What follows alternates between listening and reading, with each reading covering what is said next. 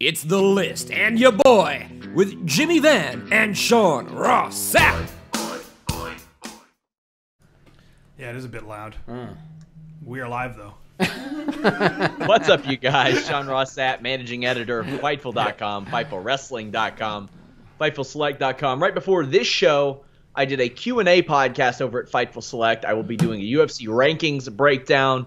Also, we have some new show ideas. We're doing the Fightful Weekender podcast this weekend. I'm filming another retro review, Great American Bash, 1996. A very unique time in pro wrestling. It is between when Hall and Nash debuted and when the NWO formed.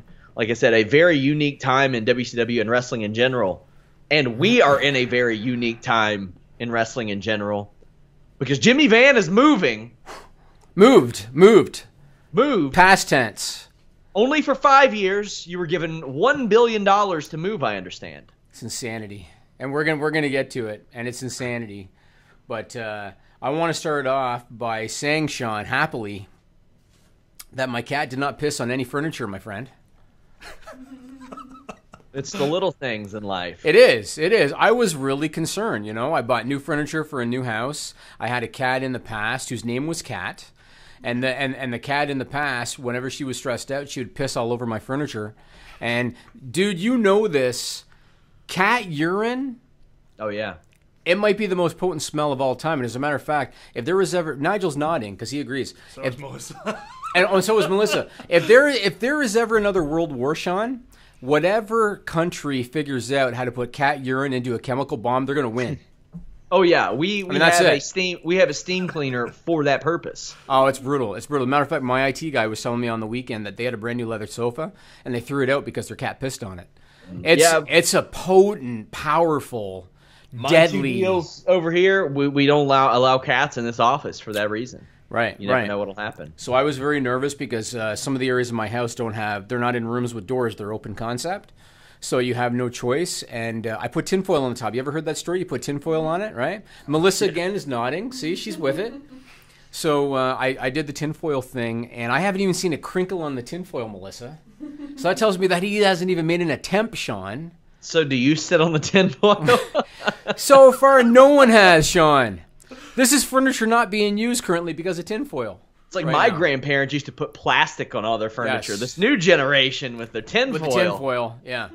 But no, we're 5 days in, and as far as I know, there's been no accidents, so that's a positive. Are you completely moved in yet? That's a hard question to answer. Yeah. Am I living there? Yes. Are we unpacked? Yeah. No. I mean, I've been living here for 7 years, and am I unpacked? Not really. So that's concerning. Yeah.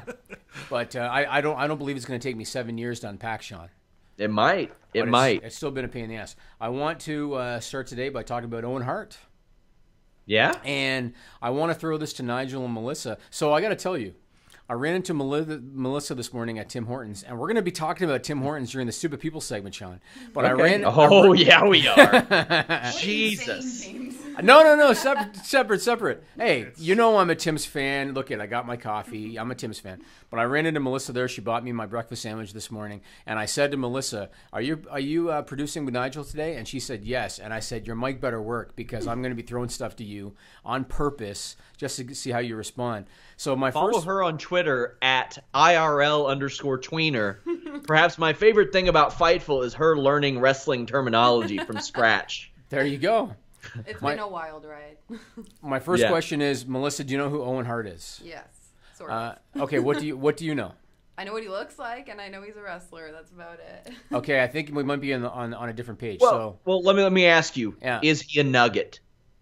I have no idea. He is not a nugget. You guys are laughing. You don't even know why. That's a Jeff Jarrett reference from a while ago. So, do you know what happened to Owen Hart? No. Okay. So, you might be thinking of Bret Hart, potentially.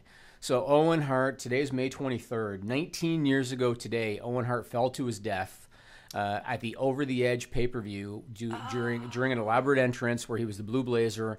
He was supposed to come from the ceiling. Was he on a fence wall thing? It was a walkout. Oh, okay. And he was supposed to be lowered on cables into the ring, and there was a malfunction, and he fell 50 feet to his death. And ironically enough, today's the 19th anniversary, so I wanted to bring up Owen Hart. Sean, do you remember where you were when that happened? No, because I didn't have a lot of pay-per-view capability then, but I heard about it the following morning at school, actually. A lot of my friends told me about what happened, and I was like, wow, that's a shitty angle. Why would they do that? You know, I was a child. Yep. I was like 13, and I just couldn't believe it. He was the ultimate guy I love to hate. He was. You're not going to find one person that's going to shit on Owen Hart. Even 19 years later, everybody loved him. He was the king of the ribs. For Nigel and Melissa, rib means a joke, and he played them on the wrestlers all the time. The classic one is the Stu Hart one, where he called Stu Hart pretending to be Reg Parks. Have you heard this one, Sean? Yeah. Pretending to be Reg Parks, who was an old wrestler, and Stu Hart, that was Owen's dad, got so pissed off that he was standing up in the room going, "If you wanted to try me, why didn't you try me?" And he was ready to go to the hotel lobby to fight Reg Parks, and it was Owen Hart the whole time. Stu Hart with one of the great voices of all time. That's true. If you wanted to test me, why fucking you test me? I was watching Over the Edge live when that happened, and I always thought, just like you did, why they even bothered to do a stunt like that. I know that he did that during the day. He practiced it during the day, and it worked okay. But he also didn't want to do it. I know Bret Hart has always said, if I had been there, I would have told him not to do it. So it was one of those sad things that happened. But he's one of the all-time greats, I think, loved by everybody. I want to make on a side note, his widow, Martha, created the Owen Hart Foundation 19 years ago after he passed. They raise money for education, affordable housing, and foreign aid. They do an annual fundraiser in Calgary every year. And this year it's going to be on November 30th featuring Alec Baldwin. They do a lot of celebrity tie-in. It's going to be on November 30th, and tickets for that go on sale tomorrow, May 24th, through Ticketmaster. So if you live in Calgary or if you just really want to be there, tickets go on sale tomorrow, and it's on November 30th. So really thought Owen Hart was world champion quality. I thought that he was just like I said, the ultimate guy you love to hate. I don't know if anybody has done it quite as well as him since. I mean, behind the scenes, he was the best. Am I too loud, Nigel? No. Okay. Behind the scenes, he was the best at making others around him happy. I've heard a lot of stories about, the old school trick, Sean, where the heel would have a foreign object under their pit, and they would use the foreign object, and then they would stuff it in their armpit, and they would go to the referee like this. Yeah. And the referee would be like, well, I don't see anything. So apparently Owen Hart did that with a Kleenex one time. So he hit, I think it was Edge and Christian, he hit them with the Kleenex. And then he put it under his pit, and he went like that, and then he raised his arms, and the Kleenex went floating down to the mat. So he would do stuff like that in order to keep guys smiling. So. Oh yeah, often they would talk about how he would perform for the wrestlers in the back as opposed to the fans in the seats. It's true. Yep. So kudos to him. I also want to mention Matt Cappotelli, because I saw the post from his wife, Lindsay. So anybody not familiar, Matt Cappotelli, he was the winner of Season 3 of Tough Enough with John Morrison back in the early 2000s. In 2005, he was under contract with WWE, and he was working in their developmental OVW when he was diagnosed with a brain tumor. Had to retire from wrestling because of that. They were able to remove it with surgery. He was in remission for many years. Last summer, it returned, much more aggressive and inoperable. I think he was given a 5-year life sentence essentially at that time. And his wife Lindsay just posted about a week ago on social media that apparently he's not doing very well. He can't talk. He's having trouble eating. He sleeps most of the time. So I want to give a shout out to him because he's had a hell of a fight going back now some 15 years. Yeah, it's kind of tragic how that has all played out for him because he had such potential, and I'm pretty sure his last match actually was an OVW championship match. He was OVW heavyweight champion and had to vacate the title because of his brain tumor. So, right. We have a lot of mutual friends because of the Kentucky connection, because he essentially lived in Kentucky for a while because of that deal. So, all the best to him. For sure. I guess we'll get into the rights fee, Sean. Now, the last week, I have been spending a lot of my time moving and stuff, and I haven't been as plugged in as I normally would be, but this rights fee stuff is insane. Dominoes fell last night at about 1 a.m, actually. Are you talking about the UFC deal? Yeah. Yeah, I've got it all. So I want to talk about it. So last week on this podcast, we talked about the ESPN Plus deal for UFC. And about how that was going to bode well for WWE because that had nothing to do with UFC's regular rights. It was just rights for a streaming service for, 15 shows a year, Sean? Yes. Okay. And it was like $150 million a year, and we were talking about how this is going to bode real well for WWE on their next rights fees contract. Since that news, it was reported that UFC has now signed their rights with ESPN for their regular television rights for another $150 million. So they're going to be getting a total of $300 million a year between the two. What were they getting on their Fox deal? Was it $150? I'd have to look, but I know that they rejected a Fox deal for $200 million, considering. Saying that was a lowball offer. Right. Okay. I think they were getting around 150, so they're going to be getting 300. I know that the new owners of UFC, they had claimed that they wanted closer to 400, but I think in reality 300 is probably. I think they're happy with that. I think. Mm-hmm. Here's where things are insane, Sean. In terms of WWE, on May 16th, a guy by the name of Matthew Belloni from the Hollywood Reporter posted on Twitter. I hope I'm saying his name right. Belloni. Belloni. Here's Belloni. I heard Nigel snickering, so maybe it's Belloni, but it's Belloni, Nigel. I don't know. Belloni. I'm a child, so I know you are.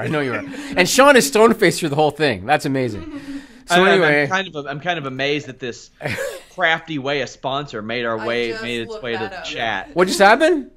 A website called OMG.com, which sells like cultured, I don't know what the hell they sell, popped into our super chat. And if you plug something in our chat, it's going to get deleted. But they did a super chat where they donated $2 to say, keep up the good work, and post their link. Are you? So it's a bot.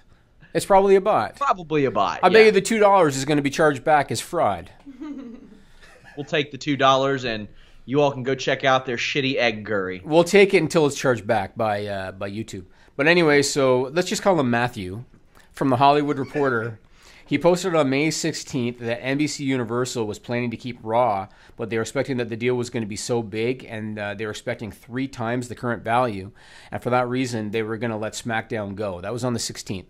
5 days later, on May 21st, the Hollywood Reporter reported that WWE and Fox are close to finalizing a 5-year deal worth $205 million a year, so a total of a little over $1 billion over 5 years that would see the show move to Friday night starting in October of next year. Now, the speculation is that Raw might earn the company $400 million a year by itself with NBC Universal. You add in the $200 million plus with Fox, and they're looking at a total package size of $600 million a year, twice the UFC's rights fees contract, Sean, starting in October of next year. This is lunacy. And I was talking to Sean earlier on Skype. 2 years ago, who could have ever seen this coming? 2 years ago, the UFC in popularity was far ahead of WWE. Not only in terms of, say, pay-per-view revenue and stuff like that, but advertiser popularity, advertiser perception, network popularity and perception. They were far ahead of WWE in those respects. Now, here we are 2 years later. We know UFC has struggled. They haven't been able to make new stars. Their pay-per-view buy rates are dropping off if they don't have Conor McGregor on the card, or I guess Daniel Cormier to a lesser degree. Did you ever think that 2 years after there was such a shift in popularity, WWE would be getting double the rights fees that UFC is going to get? To me, it's insane. What do you think? It is insane. UFC will retain their pay-per-view and their Fight Pass stuff, but but WWE has the network. ESPN, yes, exactly. ESPN will also probably pay them more than they would make on a lot of low-level pay-per-views. Yes. UFC's deal with Fox was roughly $100 million per year. This is something that we've talked about before, about the perception of wrestling fans, their quality of life and what they will and won't pay for. And it looks like WWE put their foot down and said, we have not been getting what we bring in as it pertains to advertisers and eyeballs, and that's going to change. So, hey, good for them for doing that, because honestly, they probably should have had a bigger rights deal long ago. But there was always that perception, and we talked about it, about how like NASCAR or soccer or even other sports that don't do the numbers wrestling does get higher ad rates per person. Yeah. Because the perception that wrestling fans are poor and won't spend money on anything but wrestling. Yep. Something that David Bixenspan has brought up is the quality of ads that you see on a Raw have really, really increased since the Saturday night's main event days. A lot of it has to do with when they decided to go PG. And they decided to go PG for that reason. And since then, we've seen them sign deals with like Mars and stuff like that, and that's the reason that they did it. When you consider that last year, WWE made $180 million all in off NBC Universal. Everything. And now we're just talking domestically. We're not talking UK and India and all that. But domestically, they did $180 million. They're going to do potentially $600 million on their next contract. It's lunacy. And something else that I can't help but think of, and there's a lot of layers to this, and we're going to go over all of them. Before they did their last contract, Vince McMahon did that shareholder meeting. You remember this?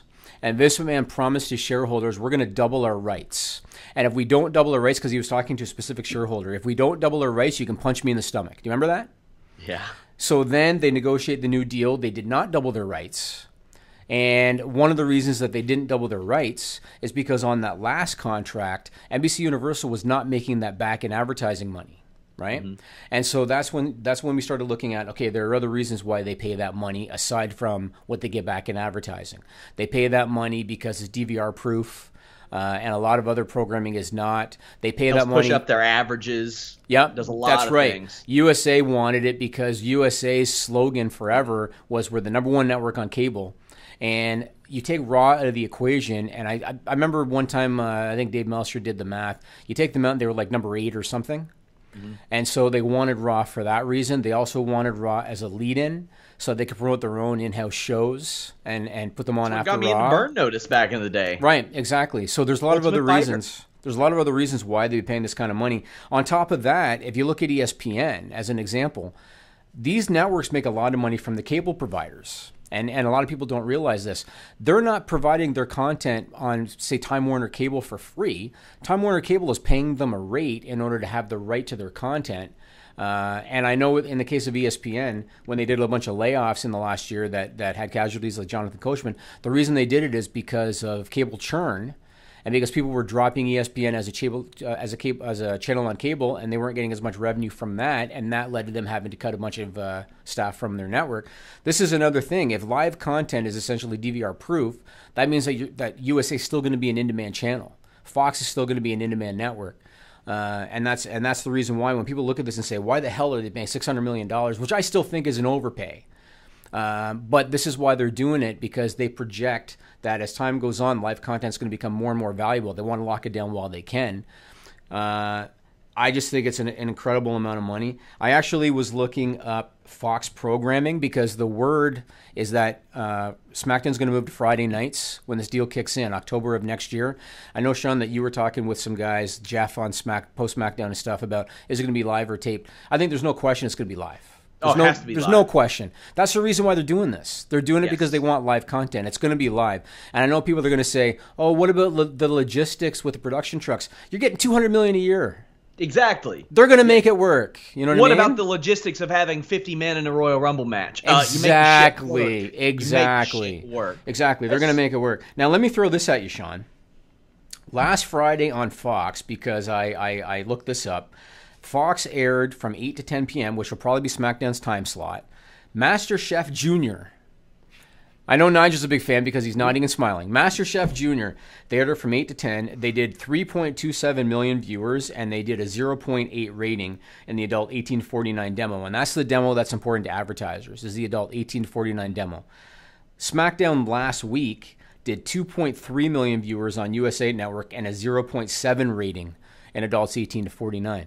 My question is, what is Fox hoping for or expecting out of SmackDown? Because in theory, MasterChef Jr. and SmackDown are pretty comparable in terms of what advertisers care about. There's no fucking way MasterChef Jr. is getting $200 million a year. Well, they definitely expected to do better than MasterChef the Third, or else they would produce that shit. 76,000 commercials over 5 years, roughly, is what we're going to see. So they're going to have to make up some money there.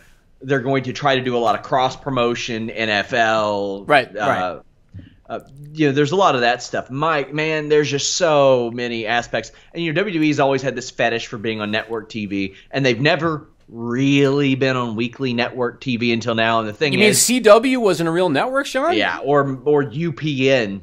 Oh yeah, what UPN. did that even stand for? United, I don't know. Exactly. Something network, programming network. I don't know. And now being on network TV means probably less than ever. Yeah, but Fox is still one of the big four. They are. If they were on SmackDown on Fox weekly on Thursdays 20 years ago, boy, it would have meant a lot more. Now, it would have meant a lot more money, but it would have meant a lot more. I agree. Yep. I'm very interested to see how this play. I mean, because cord cutters will have the option to watch SmackDown now.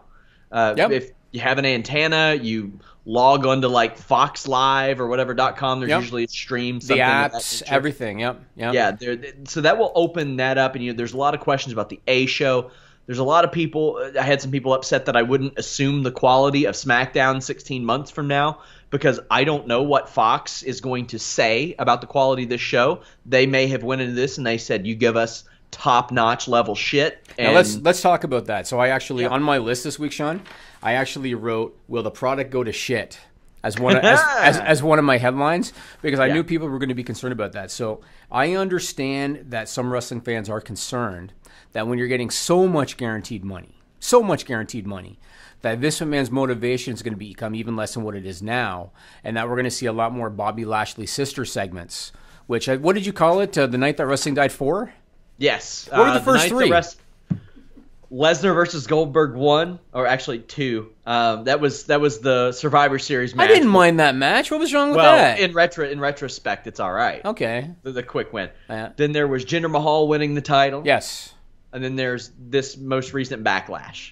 Okay, fair. Okay, good. Basically, it is a compilation of Alex Palowski's overreactions. I got it. Now, I haven't seen the Raw post show. Did he wear a mask again? Yes, he did. He did. Okay, because that was really bad. Bad. It was terrible. Yeah, it was really bad. So anyway, I understand that people are concerned from a fan perspective, from a creativity perspective, that the show is going to get even worse. But the first thing that I thought of when I saw this deal on this kind of money, do you remember when they were doing all the stuff with Muhammad Hassan, and the network stepped in and more or less forced Vince McMahon to write off the character? Because they were right? They had terrorists on their program, and they were having them portrayed terrorists. Yes, they had him wearing masks. They had him doing the knife throat sign. That's one for Nigel to look into. Oh, for Trick 10. Nigel will love it. The day of the London bombings, they had masked men with piano wires come out and help a perceived Muslim guy that had been complaining about the 9/11 attacks, choke out a dude and kidnap him. Even though he was really Italian. Serious? Yeah, the guy's really Italian, but they pretended he was Muslim. Oh, God. But anyway, when I think of that, and when I think of the fact that the network had the authority to tell Vince McMahon essentially to write off a character, I also remember in the past, you remember Bonnie Hammer?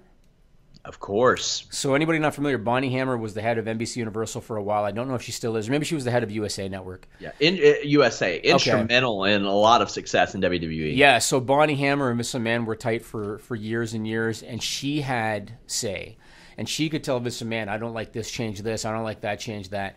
You think that if Fox is paying $200 million a year and USA, NBC Universal is paying $400 million a year, that they're not going to want to have some kind of say in the programming?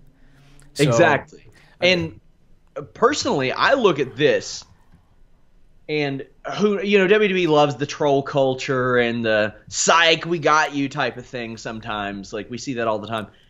If I'm WWE right now, I don't go that way. They're afraid of heat, as Jeff has mentioned. They're really afraid of real heat. You mean public heat? Or else I mean heat on their program. Oh, like they're afraid. They're afraid of like maybe some politically incorrect heat. Probably the most edgy thing they've done is the Alexa Bliss, Nia Jax thing in recent memory. I would go the complete other way, and a lot of people say, oh, you can't always get the fans what you want. Well, yeah, there was a 4-year Hulk Hogan run that did them pretty well. And if you're just like, what's their motivation? Well, their motivation is to get more people interested in the product, get more people to say, I like what I'm watching. I'm having fun watching this. I'm satisfied watching this. And now to get asses in the seats, because why not? If you're already making this money off rights fees, let's go ahead and get some network subscriptions. Let's go ahead and get some more asses in the seats. let's not just worry about, well, this one guy wants this one thing. Let's creatively satisfy the audience and grow your business even more. That's what I would hope they would do as a responsible business. So my expectation is that's not going to happen short term. Yeah. I think short term, I personally think Vince McMahon has not been motivated in several years. And I think that things are going to just get worse short term because now he's going to have so much money. You only need so much money, Sean. Yeah. I know. You get to the point with what the hell are you even going to do with it anymore? I don't know, and I can't relate. But if you can change that for me, that's always an option. Let's keep talking about this. So, I think short term, Vince McMahon is going to. I think we're going to continue seeing segments like the Lashley Sisters segment short term. I think we're going to keep seeing angles that are forgotten. We're going to keep seeing them not listening to the fans. Everything creatively that people complain about short term, I think we're going to keep seeing it. But I think that once those contracts go into effect, if the ratings aren't there, if the 18 to 49 rating isn't there, they're definitely going to hear about it, and that will motivate them to change things up. And so I'm not too concerned long term about creative. I am short term. Long term, I think they're going to get it together. One other thing I want to talk about here, because this has come up a few times. I've been reading some stuff on social media. I just want to sneak this in before we get there. Apparently, 30 fights or 30 cards on the UFC on ESPN deal and 12 UFC pay-per-view prelim fights, which also indicates that UFC will be doing 12 pay-per-views annually now as opposed to 13. Also, the Contender Series on ESPN Plus, no mention at all of The Ultimate Fighter. It's about goddamn time. Yeah, it's run its course. I want to talk about talent raises because I've seen people on social media saying, "What about the talent? What about the talent?" Now, the first thing I want to say is I really hope that WWE has learned from the UFC.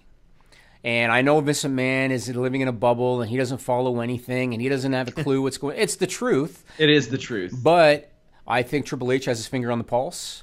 They once joked that Vince didn't remember that Luke Gallows was Festus and that Luke Gallows backstage was like, please do not tell him. I heard that that's the truth, that he really forgot. He really forgot. It is. I mean, it's a little bit of a joke, but it is true. It is true, yeah. Yeah. I think he's in a bubble. I think half the celebrities that they book, he doesn't even know who the hell they are. Now, half of them they book, I don't know who they are. Well, that's fair.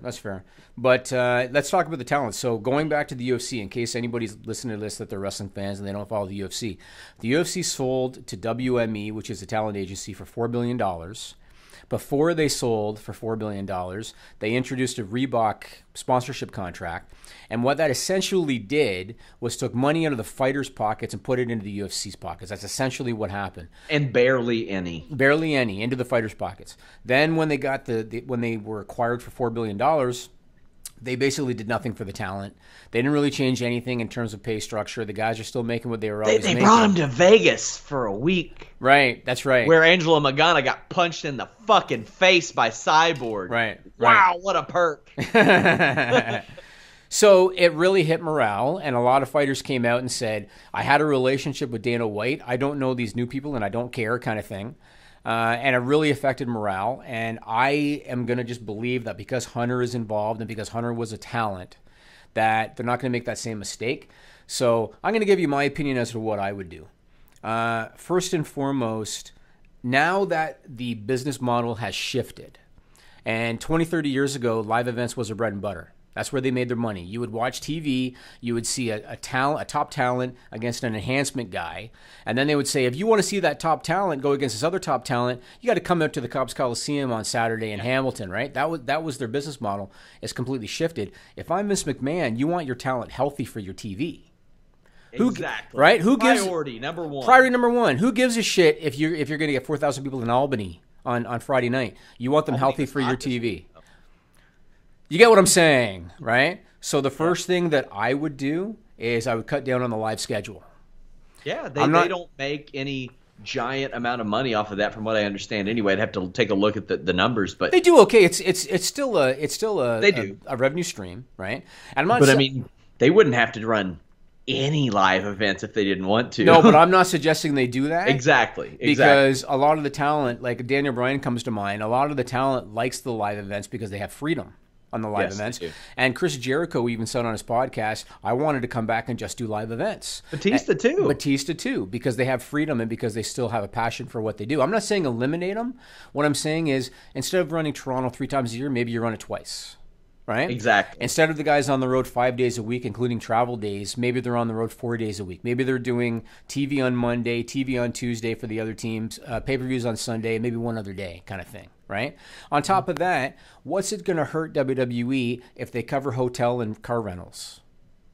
What's it going to hurt? Exactly. Right? Oh, also a little bit of a sneaky exclusive. From what I understand, WWE does not plan on running Christmas and Christmas Eve this year, or at least it's not on their schedule right now, because I mean that was a big uproar backstage last year. They were not happy. Yeah, but that's a minor thing, Sean. And again, back in the 80s, 70s, Christmas was one of the big holidays. It ain't then anymore, though. No, you're it's right. Not that. They are you're a right. TV company, and they have the week off leading up to that. They are going to run the December 26th show, though. Those are big live events. At for MSG, them. right? Yeah. MSG, and I think Chicago, they're doing that annually now. Okay. They're splitting it up, and they're doing All-State and MSG. Okay. So what I would do, again, if it was me, I would cut down on the live event schedule. Maybe 3 shows a week instead of 4. That's number one. Even 2 a week some weeks. That's number one. Number 2, I would pay for their hotel and rental car. And I know, again, talking to guys or reading books like Dan O'Brien's book where he talked about how developmental, I don't know if they still do now, but they used to have hotel and rental cars paid for if you're on a developmental contract. And Dan O'Brien would talk about how he would ride with some of the developmental guys because it was covered.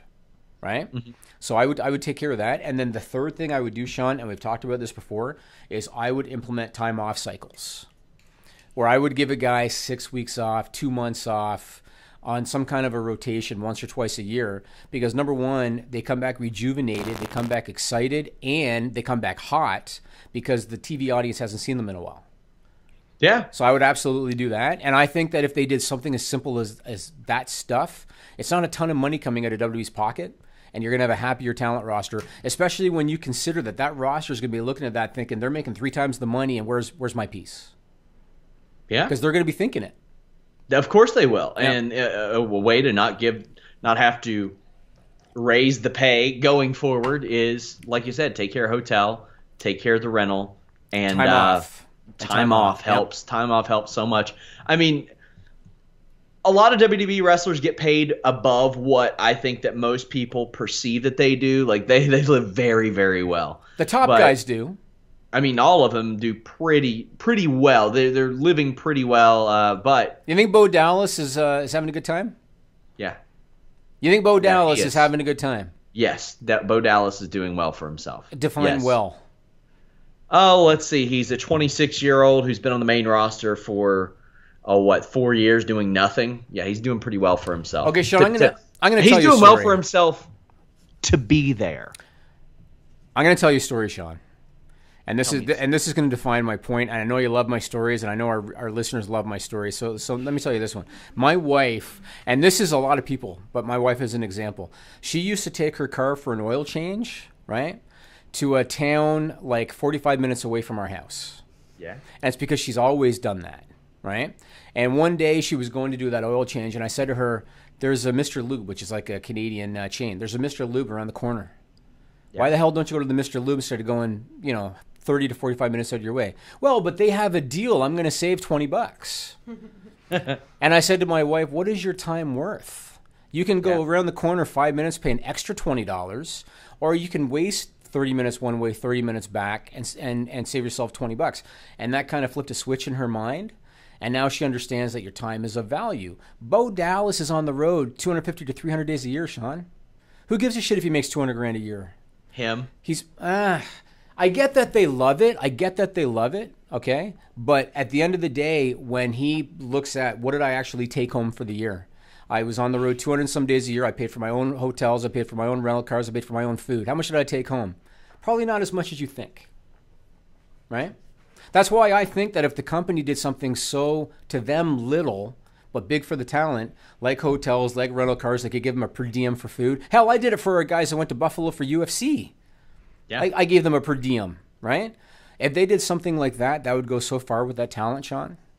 So they need to do stuff I'm sure like it would. I'm sure it would. I mean, some of these wrestlers are doing just better than what I think a lot of people expect that they would be doing. Not to say that they shouldn't be making more. They should be making more. I mean, sure, Roman Reigns makes like 2.5 a year, but that, he's been in a main event 4 years in a row. Yeah. I hope it. He should. Yeah, he should. But, yeah, there's a lot of things that should change and hopefully will change, and I'm cautiously optimistic about everything moving forward, but there's a lot of talk about the A show right now. We still don't know what Raw's going to get. They're looking at $400 million a year. That's what it looks like. It's insane. Nice. It's insane. Yeah, because, I mean, a lot of people are like, oh, well, no, they won't get that much because that's twice as much as SmackDown. Well, they're 3 hours. That's a 33% time difference right there. That's right. They are the A show, and it's going to be on Monday night. They're not moving Raw anywhere. No, they're not. No.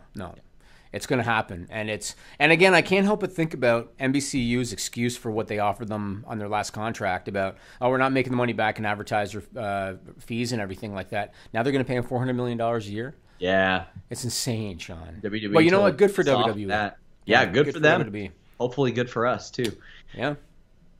Good for us was all the interviews that we had throughout the spring that caused me to lose track of the Konnan and Sami Callihan talk that I had. This clip I've had in the can for quite a while. Konnan isn't even with the goddamn company anymore, Jimmy. Thanks for putting fresh content on the site, Sean. Appreciate it. Hot dog. Hey, you all are going to get some more of it. I found a bunch of stuff that... Do you have any interviews from the Iron Sheik circa 88 you want to throw up on Fightful? Or, Well, I wish I did because I'm pretty sure that's about the time he got popped for cocaine, yeah? That might have been, yeah. So there we go. Check out this clip of Sami Callihan and Konnan. Sami, you've worked a little bit of everywhere, or at least been seen on TV a little bit of everywhere over the last year. How is that different from a couple of years ago? Because it didn't seem like that was an option for virtually anybody a few years ago, let alone the number of wrestlers that are doing it now. Well, wrestling's changing right now. The time and age of the territories of people working against each other is at its all-time end. Like, it's not going to happen anymore. Wrestling has to change, and I think Impact finally realizes that. I think the wrestling world is starting to realize that. WWE, like it or not, has a monopoly on wrestling, and they might always have. But there can be a true alternative if everyone else works together. It just shows the amount of wrestling fans there are in the world. Last year for WrestleMania weekend, there was 200,000 people in Orlando, but only, 80,000 went to WrestleMania? So there was an equal amount of people, if not more, there just to do all the other events, the conventions, watch all the other shows. So it's a really cool time to be a professional wrestler. And me, personally, being able to show up everywhere, I think it kind of helps my character. It helps my gimmick to the fact that I am the worldwide desperado. You never know where I'm going to show up. I'm blazing trails and being a cowboy.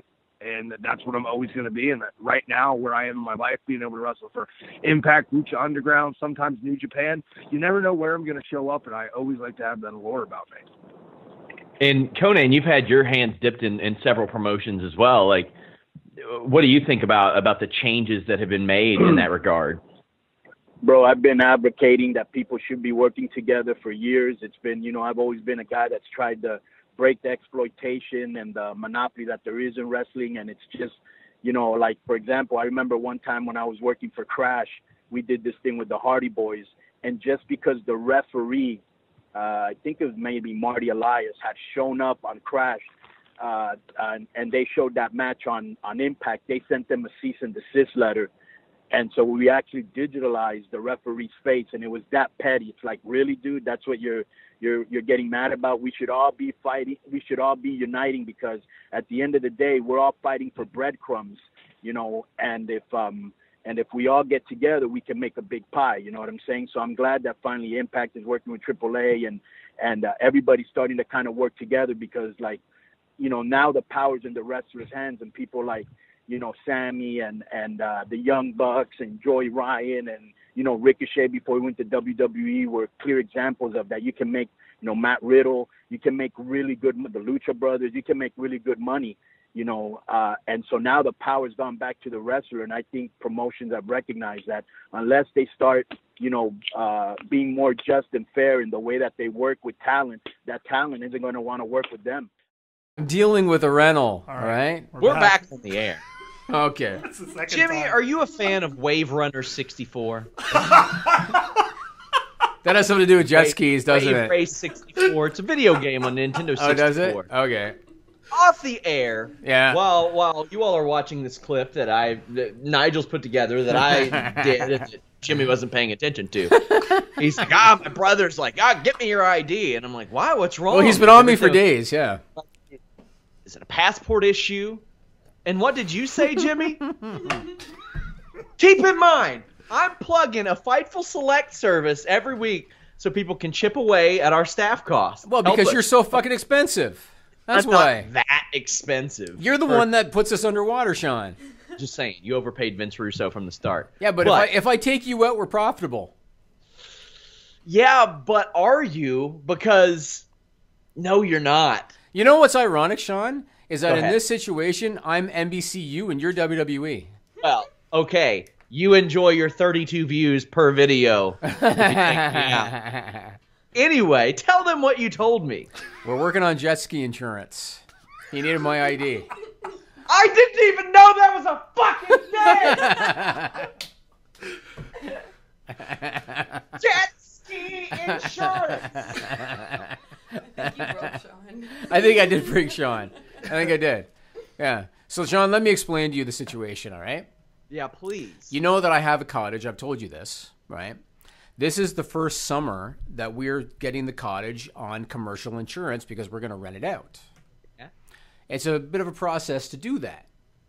So that's what my brother-in-law is working on. He lives there. He's my property manager over there, and that's what he's working on for me. But if I told you the rental rates for cottages out on the river out there, Sean, you would shit your pants if I told you. Oh, I'm sure I would. I told you also off the air, I was taking a cab across Toronto last year, and the cab driver said, how much would this place that he pointed at, a detached house in downtown Toronto, cost where you live, or where I'm looking? Where I'm looking is Georgetown, Kentucky, and that's kind of expensive for our area.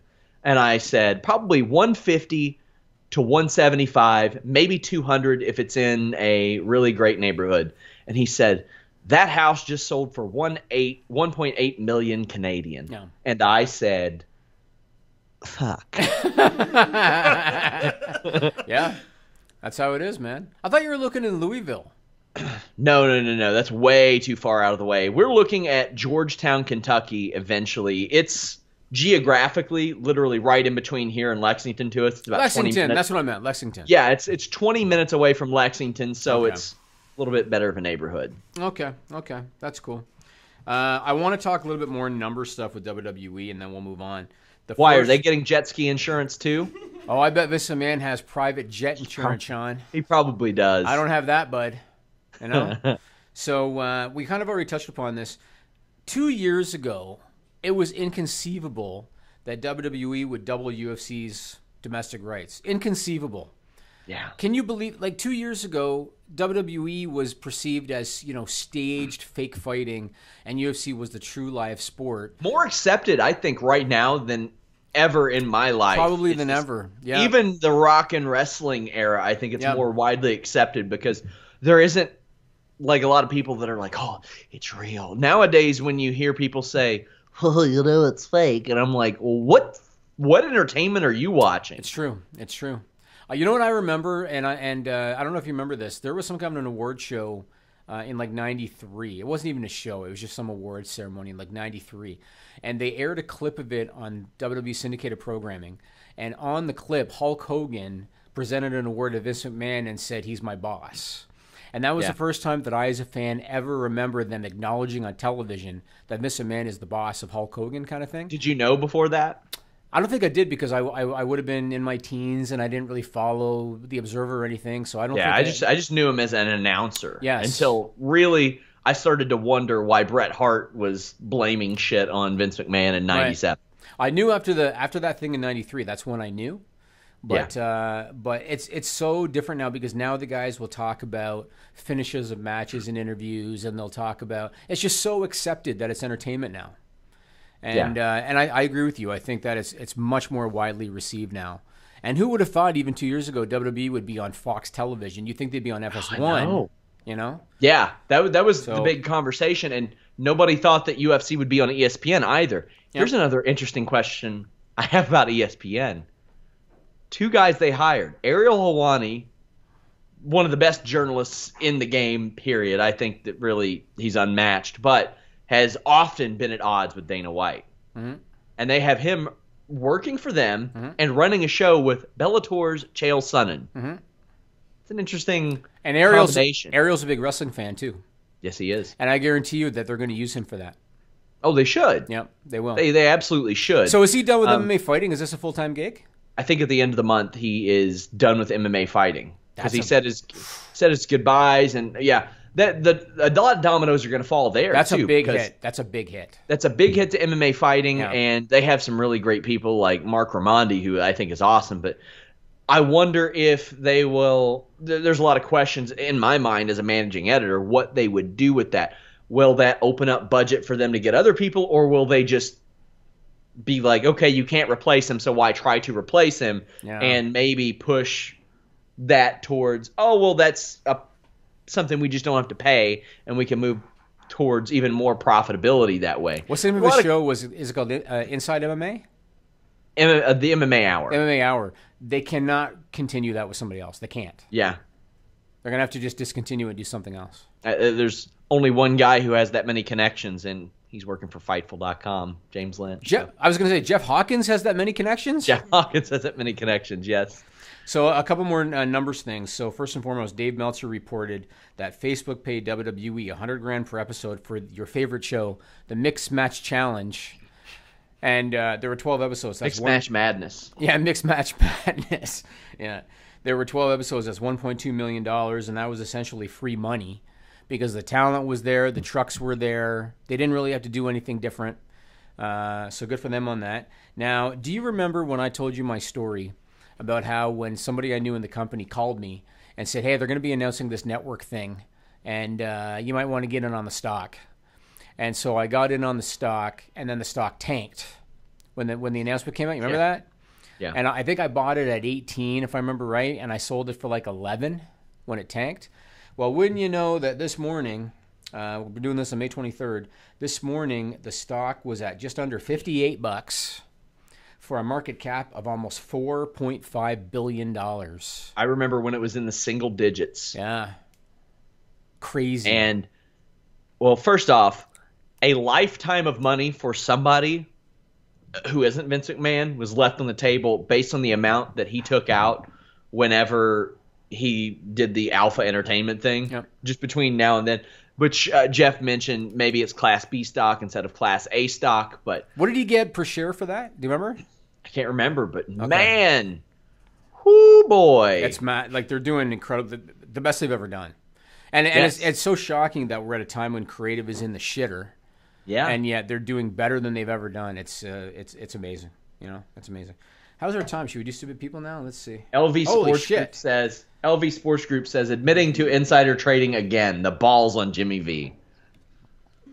I lost money on that deal. Well, he doesn't have the balls. How many times do I have to explain this to people? He doesn't have the balls to let his tenants jet ski without insurance. So, okay, now technically, they would only be doing it with my brother present. They're not doing it otherwise because I'm not an idiot. Have you jet skied? Of course, absolutely, many times. Wow, interesting. Yeah. Why would I buy a jet ski and not use it, Sean? I don't know. I mean, don't you remember when we first started this thing and you told me, I want to buy a gold jet ski? Do you remember? You're like, we're going to do so well on Fightful, I'm going to buy a gold jet ski. Well, I think it was, yeah, I probably did. I can't remember the exact vehicle that I wanted to purchase, but it might have been a gold boat. Probably something like that. Might have been. You ever been on a jet ski before? I don't think so. I'm not a big open water guy. Oh, it's fun. Yeah. It's fun. Oh, it looks like it'd be a blast. But yeah. Can you swim? I'm not a big open water guy. Oh, yeah, I can swim really well. Okay, then there you go. There you go. Yeah, but I live next to the Ohio River, and I don't know if you've seen the movie X-Men, but I don't want to become a mutant. Got it. Based on what they put in this river, especially the shit that floats up from Portsmouth, Ohio. It's literally shit, probably. Literally shit. Yeah, like as soon as you dip a toe in that river, like all of your teeth but two fall out. You'll keep two. That's the rule. So I feel like I shouldn't tell this story for any potential tenants, but I'll tell you. So my cottage is on the St. Lawrence River. I have like a little island because it's called the Thousand Islands. And I think it was 2 summers ago. Nigel might have heard this because he keeps tabs on this kind of stuff. 2 summers ago, Montreal is on the other end of the St. Lawrence, right? On the east side, it's Toronto area, and then on the west side's Toronto, east side's Montreal. Like 2 summers ago, the Montreal sewer needed some kind of repair, and they decided to empty it into the St. Lawrence River so that they could then take care of any repairs that needed to be done. And my brother-in-law called me. I had just bought the cottage and said, just so you know, they just passed this thing in Montreal. They're going to be dumping the sewer into the St. Lawrence River. Oh, no. And I was like, oh, that's good. So my place is going to smell like shit. But what ended up happening, and I just want to see your reaction to this. It turned out to be fine. And you know why that was, Sean? Why? Because they determined that by the time stuff would have gotten to my area of the St. Lawrence River, the fish would have already eaten the waste. Oh, no. Oh, and you know that's happening in the Ohio River. And there, you see some weird mutant fish there, too. I mean, and a lot of people don't know what the Ohio River is. If you've ever seen Great American Ballpark, Cincinnati, the Ohio River is right behind it. Technically, one time, Adam Dunn hit a home run out of the ballpark, and it bounced into the water there, and it's Kentucky property, so there was always the joke that he hit a home run into Kentucky. But, man, that was the coolest thing to ever happen to that river. That's about the extent of it. All right, let's go to Stupid People. This is a stupid song, it just goes on and on. You might find some meaning, but you would be wrong.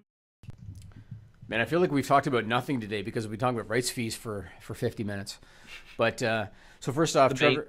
Main thing to talk about. And it is pretty big news. It is. Yes. So first off, trevorstrong.org, thanks for the rights to the song, or the usage of the song anyway. I didn't ask for the rights. Thanks for the usage of the song. It's ours now. It's ours now. Yeah. I could buy it from you if I wanted. And if after this... Did you gentrify his music catalog? Is that what you did? Okay. If you go on his website and if you donate like a cent, you get the MP3, Sean. Okay. He doesn't care. I'm getting him... How much did you donate? A cent. You donated a cent. You son of a bitch. You donated Technically, a cent. I haven't donated anything, but how much is the plug worth every week, Sean? That's true. I do see comments on the video that are like, listen, your boy sent me eggs. Here. So there you go. So we encourage you to find it on YouTube, post that, and make us feel better about ourselves. Oh, I feel fine. trevorstrong.org. Go and check it out. Because unlike Jimmy, I am also poor like Trevor Strong likely is. Okay, now you're judging. You don't know, Sean. He could be sitting in a mansion in Kingston, Ontario. Like, you don't know, man. You know? Man. After this, go to FightfulSelect.com and we'll have Stupid People Extended for you. And I got some good ones again. So, some of these, Sean. And I know you've heard of some of these because some of these went viral. So let's get to the first one. This was reported by WCIV ABC4 out of Charleston, South Carolina on May 21st. It's the Publix one, Nigel. Nigel can put that up. So a woman ordered a graduation cake online for her son via Publix.com. She wanted it to say summa cum laude because it was... Oh, no. Did you not hear this one before? No, but I know where it's going. Okay. So the picture should be up. Not just putting the picture up for our video viewers. She wanted it to say summa cum laude, which means, graduating with highest honors. Publix deemed it to be profane. And so when she picked up the cake... Nigel will show you what they got. They actually censored out the word cum, and what she got was a cake that said summa ... laude. That's actually the cake that she got. So Publix edited that. So here, like they probably have a bot that did it. Yes, right? but here's the thing that really kills me, Sean. I understand that they have a filter.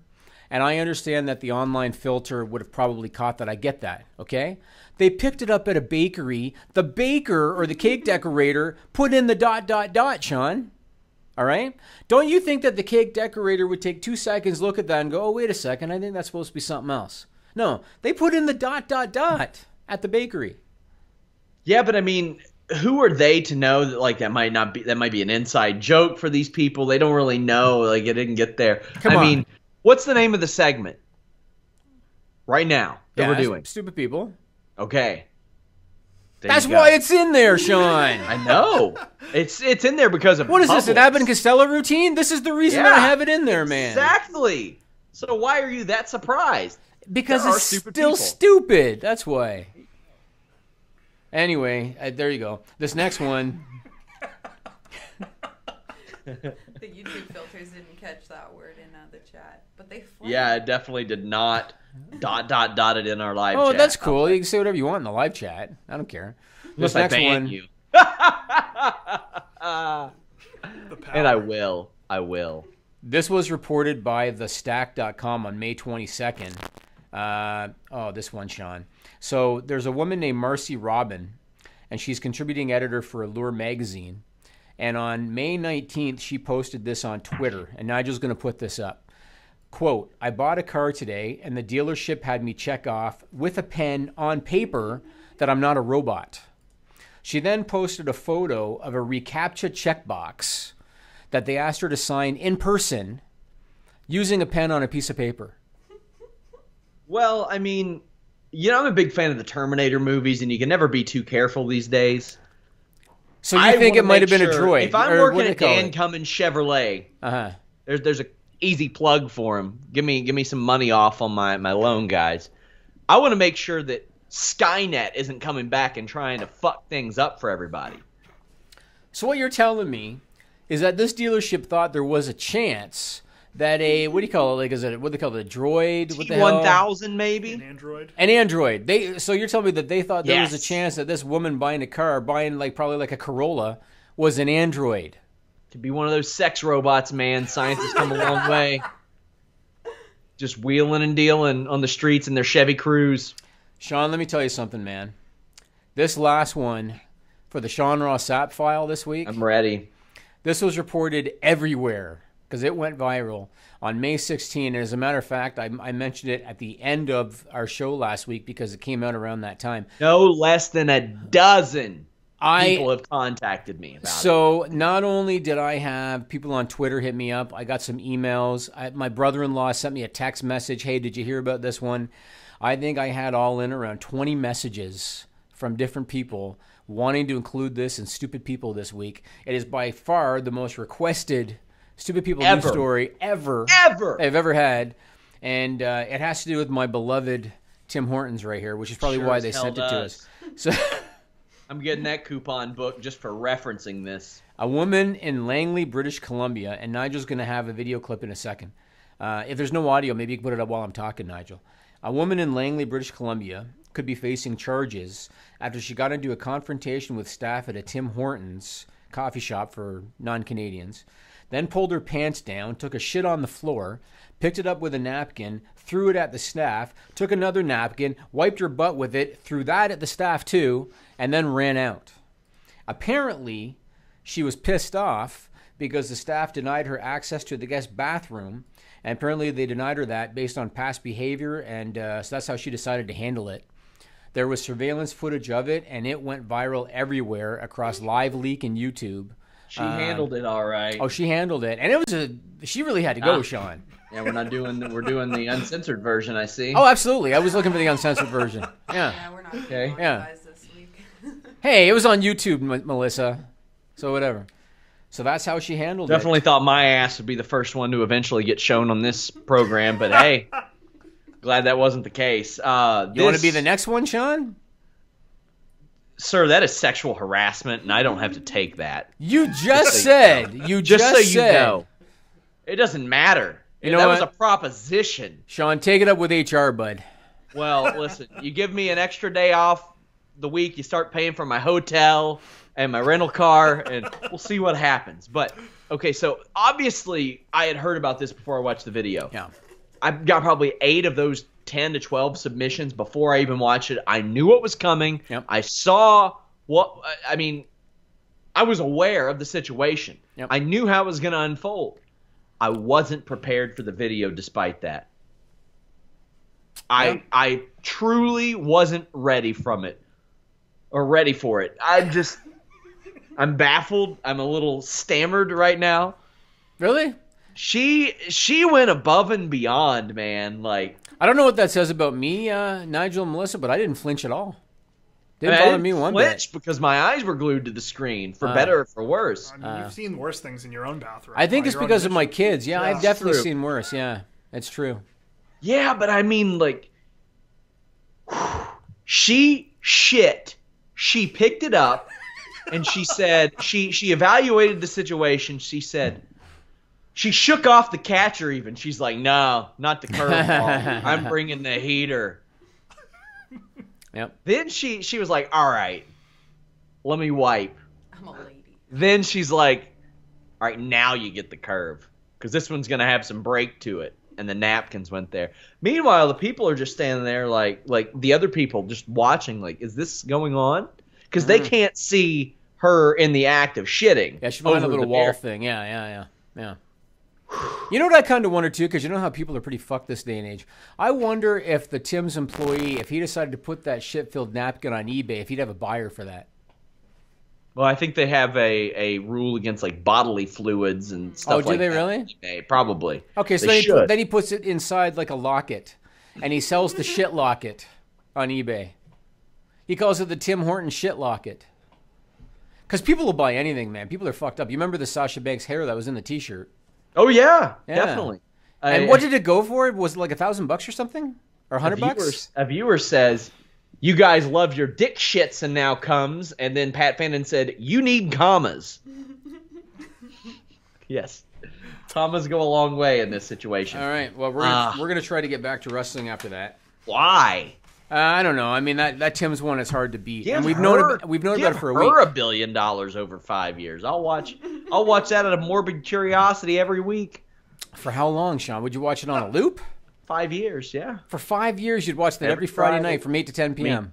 Have you watched Raw lately? I practically do. Fair. That's fair. I've actually missed the last 2 weeks because of my move. Lucky you. That's why I told you on Monday night I was busy with Rogers on the phone for 2 hours, but it was a blessing in disguise because I got to miss the Lashley Sisters segment. You sure did. Yeah. That was one of the worst segments I've ever seen. It was really bad. I saw it later on. It was really bad. Yeah. So let's move on. So speaking of WWE, we were talking about live events earlier. They just wrapped up a European tour. And this is why I said that they shouldn't completely scrap live events. A lot of the talent seemed pretty stoked by the European tour. I saw a photo of Ronda Rousey with a bunch of the crew in Paris. I saw a clip of Seth Rollins and Braun Strowman eating Vienna sausage in Vienna. Now, of course, I've got to mention one of my new favorites, Sami Zayn. He's become one of my favorites since he turned heel. Nigel, put up that video clip. This was...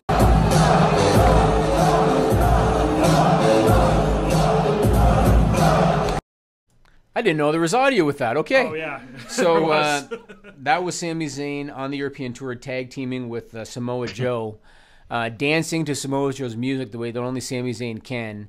The guy is the greatest swarmy heel in the company right now. I think he's awesome. So good for him. And I think that's all I had to say about that one, Sean.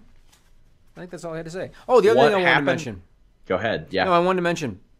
So everybody is so easily shitting on creative this week, the Lashley Sisters segment and all that. And you know, Sean, as we did a couple weeks ago, I want to look for the positives, right?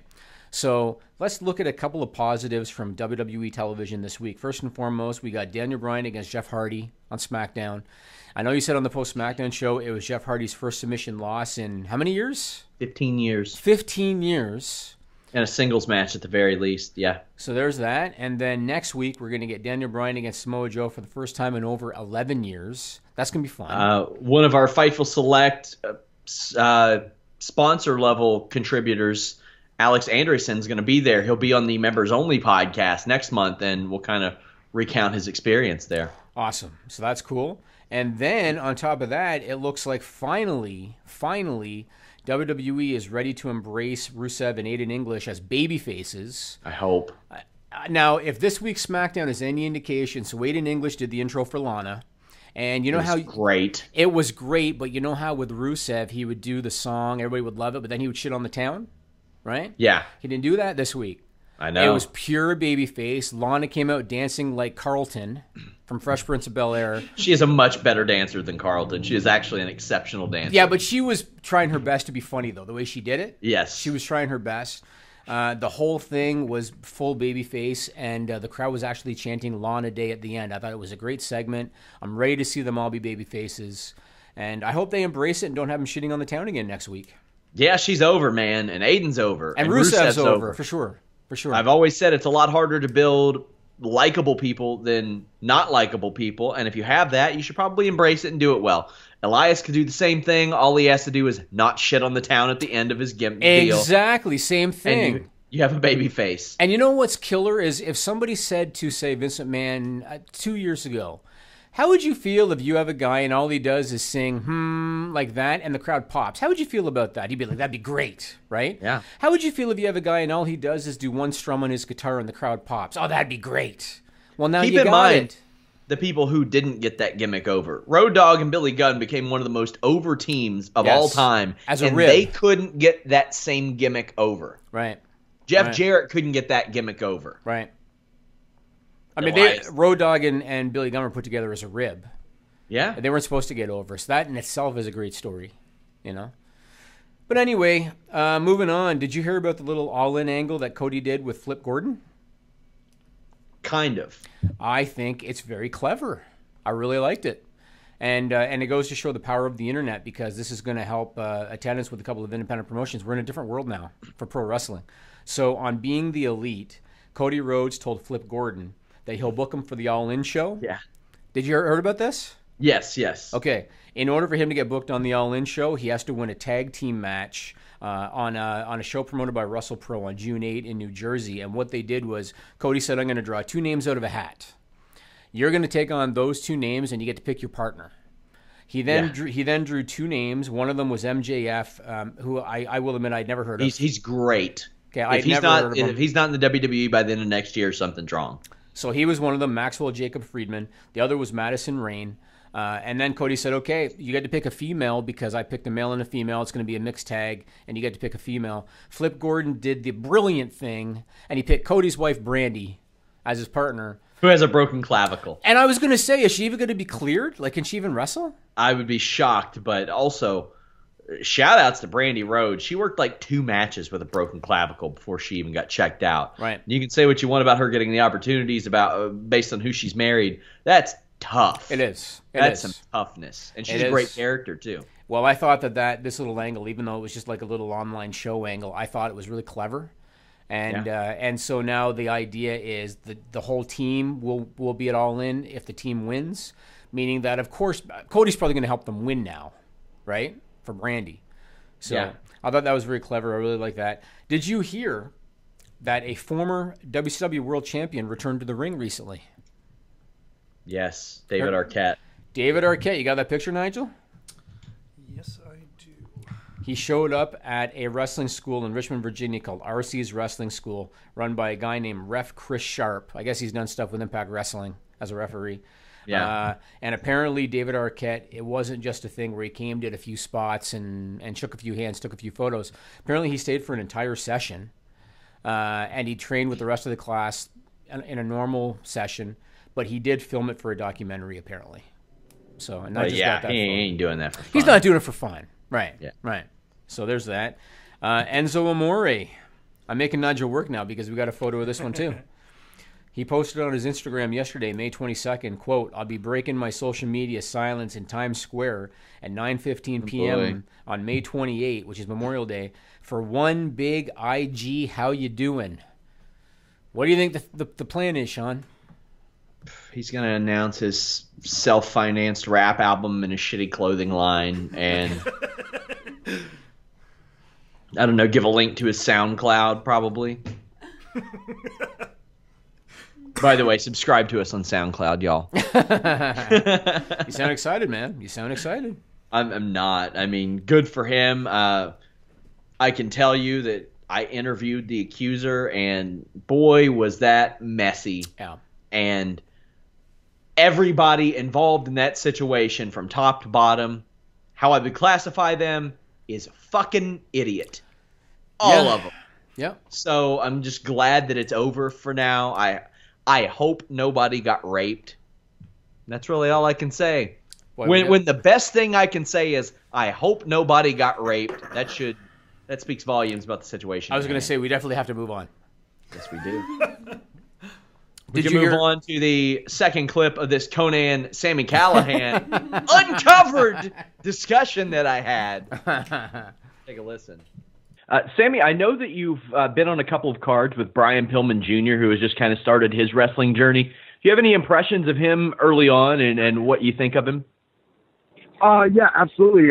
Pillman Jr. has started training with me, Dave, and Jake at the OI4K Wrestling Academy in Dayton, Ohio, which just opened up.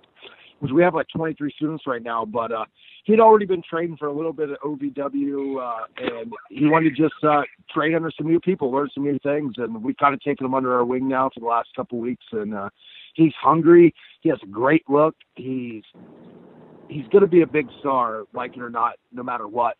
So I'd rather him jump on our bandwagon and be part of our team where we can get him and really help him and gear him towards the right direction. And Konnan, any thoughts of that? Have you seen any of Pillman Jr. yet? No, I have not. I met him when I actually went to the Brian Pillman Memorial, so he was like a little kid at that time. Yeah, I haven't seen nothing of him, and I hope that, he picked up a lot of his dad's characteristics, because his dad was one of my favorite realest guys that ever existed in this business. And I give a little shout out to Sammy and his crew, because they're starting to produce a lot of talent out there. I've actually used a couple of their boys, and they're well trained. Like I used Trey Miguel. Who's another guy that I used from your camp, Sammy? What was the question again? I'm sorry, you kind of broke up at the end. I was actually putting you over, which will be the last time during this call, which was I was saying that you have a school and you've been putting out some really good prospects, because he was asking me about Brian Pillman Jr., and I used Trey Miguel, and there's another guy I used from that you guys trained that was very good too. I mean, you guys are starting to really produce some good, talent down there. Absolutely. We brought Trey Miguel into the world, and now he's working for Aero Lucha, and he's going to start blowing up even more this year. We have Zachary Wentz and Desmond Xavier. Desmond Xavier already wrestling for Impact Wrestling, big star there. They're over at Dragon Gate right now, absolutely killing it together. Now we have Brian Pillman Jr. We have a lot of really good young guys coming through our system. We're trying to build our own territory in the Midwest. We're trying to build our own thing and say where the Midwest is, where it's at in America right now. We just had MJF and Ace Romero, who are two great young guys, move to our area, come under our wing, and start working for all of our promotions. And this is just the start of things. We're going to have more and more and more and more people move in. We just got a wrestler that just moved here from Syria that wanted to start training, that speaks Arabic and a couple other languages, that he has a ton of potential. The sky's the limit for our school right now, and I think in the next couple of years, like, our guys are going to be the guys getting booked everywhere. And we're back. We're back with noted cancer lover Jimmy Van and Sean Ross Sapp. How can you say something like that, man? Well, you said that when you brought me back to Toronto, you were going to have people hold me down and cut my hair. Yeah. And then I said, we'll donate it. First off, that's assault. Second off, I'm saving it up for a good cause. Also, I have learned it is very hard to even get to the point to where you can start to donate it, because it has to be a certain length after a ponytail, and I'm not anywhere close. I mean, I'd make sure you had a good meal before we talked you to the ground, Wow, yeah. So you'd be all right. You'd be in a nice hotel room. You made sure I had a good meal the last time I was there. And B, shout-outs to B for picking the spot, and for Greg for guilting you into it. So. No, he didn't guilt me into it. That didn't happen. I guess he kind of did, because I felt sorry for him. I felt sorry for him because he was hammered on the phone trying to plead his case. He was hammered. And I was like, here. I was like, here's this friggin' drunk piece of shit trying to sell me on. I was like, just fucking do it. I love it that he was like, but SRS, he's here in Toronto. And you're like, yeah, I'm aware of the situation. I brought him here. Yeah. I just saw him. Uh-huh. What else you got on the list? Did you hear about the NXT live show in Dallas last week? It depends in what context you mean. So, you know how we have kind of been on WWE, and I realize NXT and WWE not necessarily the same in some respects. I mean, NXT is way below Aero Lucha, in which we are minority owners of. Yes, it is. And we're sending Pat Fannin there next month. Well, kind of. He just took it upon himself. He's going to go to the taping. Awesome. That's good. Well, they did a live show in Dallas last week, and apparently it was part of a tour. And on that tour, Cassius Ohno, who everybody knows as Chris Hero, was wrestling Chad Lale every night. And Cassius Ohno was known as Gunner. Sorry to interrupt. Formerly known as Gunner in TNA. Okay, and Ono was going over every night on the tour. When they were in Dallas, they were wrestling again. The plan was for Ono to go over again, but for some reason, the crowd in Dallas was rooting for Chad Lale, and so they called an audible, and Lale went over. Good idea. And I thought that I saw that, and I thought to myself, everybody gets on WWE for not listening to their audience, and they're not turning Elias babyface and all this kind of stuff. At least we know that in some small way, even though it was a very minor thing, live event in Dallas, whatever, at least in some small way they were listening to their fans that night. And harmless. It did nothing but positive. I mean, it built a little goodwill. It did something good for the fans, and somebody that the crowd is just, the crowd is important to them. Now, speaking of NXT, lately they've been using some of their main roster talent that aren't really being used to show up at NXT and pop a rating. What the hell was that? Now, what was it? What was that? Did you guys hear that? Motorcycle drove by. Okay. And I thought about doing the show on my porch one day this summer. It sounded like you just hit a piano note. Yeah. That's what it said. Like you went, dumb. Or like a truck horn. Yeah, something like that. So the Revival did an appearance at an NXT live event. Tyler Breeze did one. Sasha Banks said that she wants to do one. So this is what they're doing to help pop attendance at some of the NXT shows. They're bringing main roster guys that they're not really using and putting them back in NXT. I wish they would. Yeah. For more, like Dana Brooke should probably be back in NXT tomorrow. It's true. Authors of Pain. They're doing nothing. I get the feeling they're waiting on something worthy for them because they're all like, you look at them and you can't just have them in a middling feud where they're doing 50-50 in the match. That's just not. It just can't work for me. I think but at that the they same were time, I'm like, why did you debut them? Because I think it was post-Mania and they felt like they needed to. Yeah. And then once they did, because post-Mania, it's the biggest Raw of the year. Of course. And so they did it, and then they split them from Paul Ellering to get that done. But then once that was done, now they're like, okay, well, let's see. We have to have Elias and Bobby Roode wrestle for the 8th time in a row on television, so we're going to have to put you guys off to the side till next week, I guess, Yeah, several weeks, and I mean, then Usos and the Club, Carl Anderson and Gallows just popped up last night and had a top contender match. And I'm like, all right, nice to see you all on TV. Right, yeah. Let me ask you this question. Do you think that the whole John Cena, Nikki Bella, breakup... Work. Yes, right? Cena's on the Today Show. He's grown a vagina. He's professing his love for Nikki Bella in an over-the-top manner. Nikki Bella's talking like she's all of a sudden the decision-maker in the whole thing. Led to the premiere of Total Bellas this season. That's what tells me it's very convenient timing. That led to the premiere of Total Bellas this season. And even though they had that big breakup on the show, and even though they had John Cena on mainstream television talking about it, it did a pretty abysmal rating. Flat on its face. Do you think that Total Bellas, it's run its course? Yeah. I do. Especially if they can't get a proper rating for this. Right. Because I had a lot of people who have no interest in wrestling asking me about the relationship status of one Nikki Bella and one John Cena. Like all the time I'm fielding questions about that. You also have Daniel Bryan teasing his comeback. So, I mean, that can't garner any interest for that either. Yeah, I think it's run its course. But, I mean, who knows? Maybe E is thrilled with that number for all we know. Apparently they're happy with crappy numbers all the time. So I mean, it's over 100,000 viewers less than the premiere of the last season. I don't know. Yeah, that can't be positive. No, it can't be.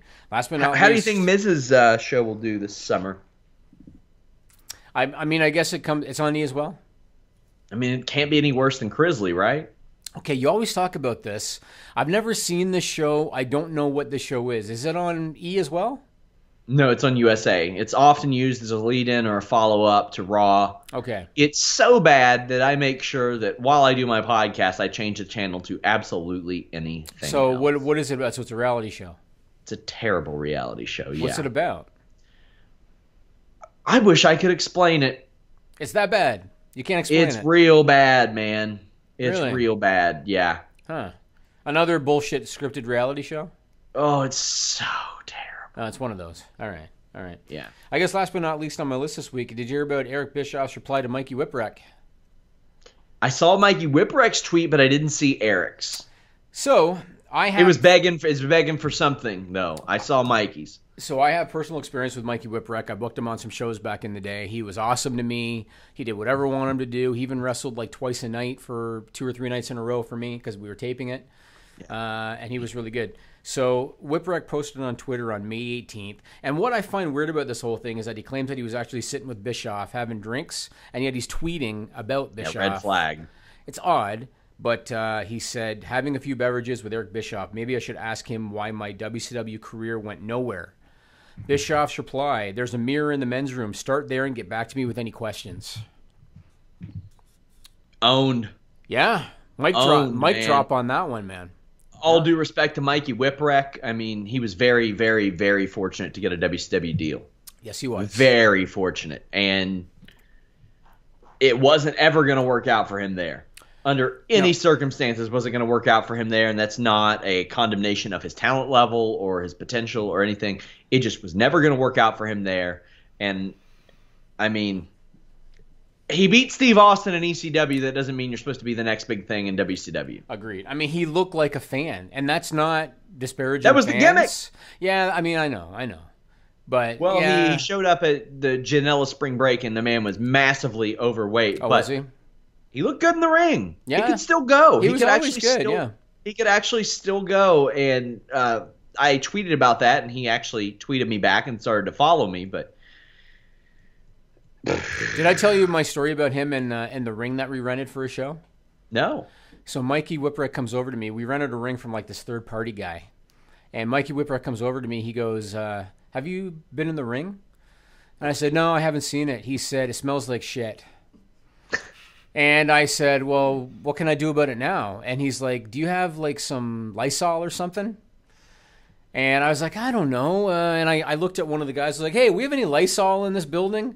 They went to one of the bathrooms in the building. Oh, they got a can of Lysol. They gave it to Mikey Whipwreck. He went in the ring, sprayed the whole ring down with Lysol. It's the little things that matter. Guys, you all can hear more stories like that in Jimmy's book that is available on FightfulSelect.com for our $10 subscribers. Lots of fun stuff in that. Of course, we got tons of podcasts, extras. Okay, you say lots of fun stuff in that. Have you actually read it yet? No, not yet. So how do you know there's lots of fun stuff in it? Because I'm shilling a fucking product, Jimmy. But you're so doing that's how it. I know. You're doing it under fraudulent circumstances. No, I'm not. You haven't actually read the book you're promoting. Well, if you give me time off, pay for my hotel and my rental cars, maybe I'd have the time. You know what? I'm going to assign you homework for this week, Sean. You assigned me Star Wars one time. Did you watch it?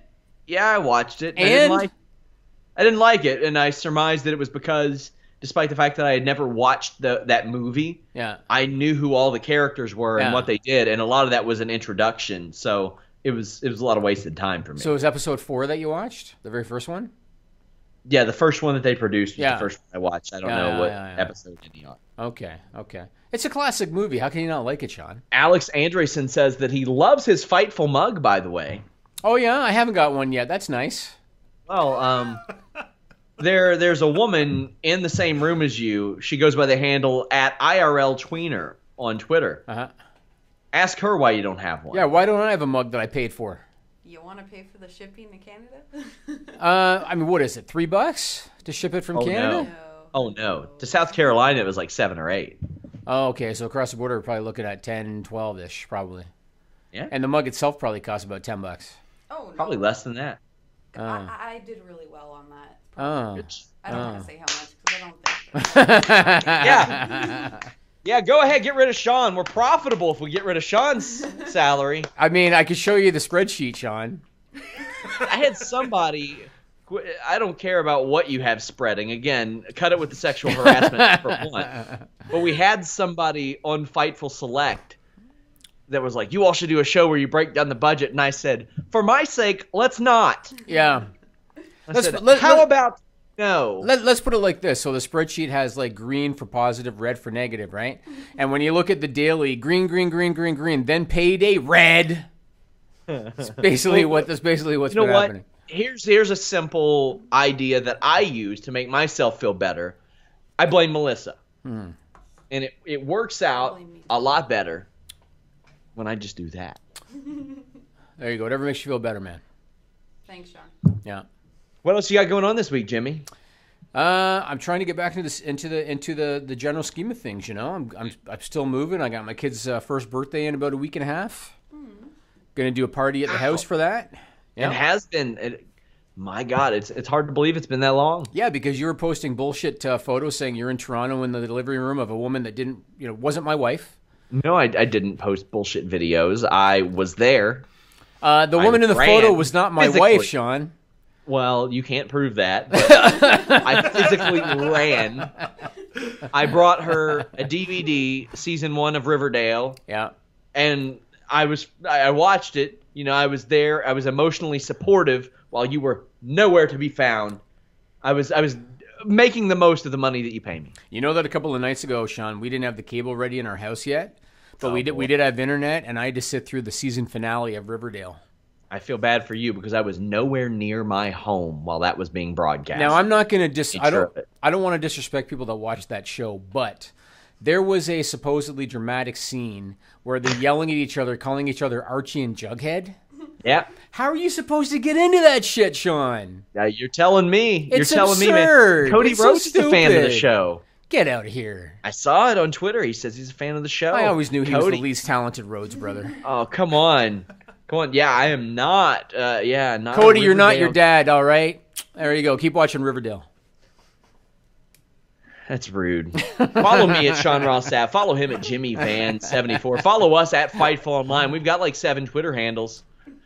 Go to all of them. FightfulWrestling.com. I have some news on the NXT taping schedule. I have some news on the WWE schedule. The Fightful Wrestling Weekly that drops on Fridays has about 1,000 words worth of exclusives. You can get that early if you subscribe to FightfulSelect.com. And, of course, subscribe to our friends at Pro Wrestling Unlimited. You know that Archie was accused of murder? Archie was accused of murder. And there was a scene where the policeman went to the door and said very seriously, "Archie Andrews?"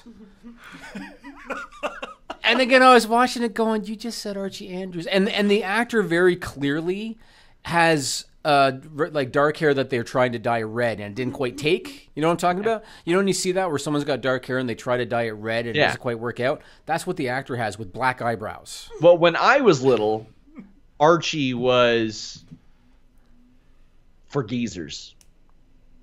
Oh, yeah? The comic strip and the comic and all that stuff. Yeah, but it's continued on all this time, right? Yeah, evidently. Yeah, I think so. I never understood the side of his head. He had like dots in his hair on the side of his head. Yeah. And I never understood what that was supposed to be about. I don't want to understand it. Guys, Stupid People Extended, FightfulSelect.com. Go check it out. We're out.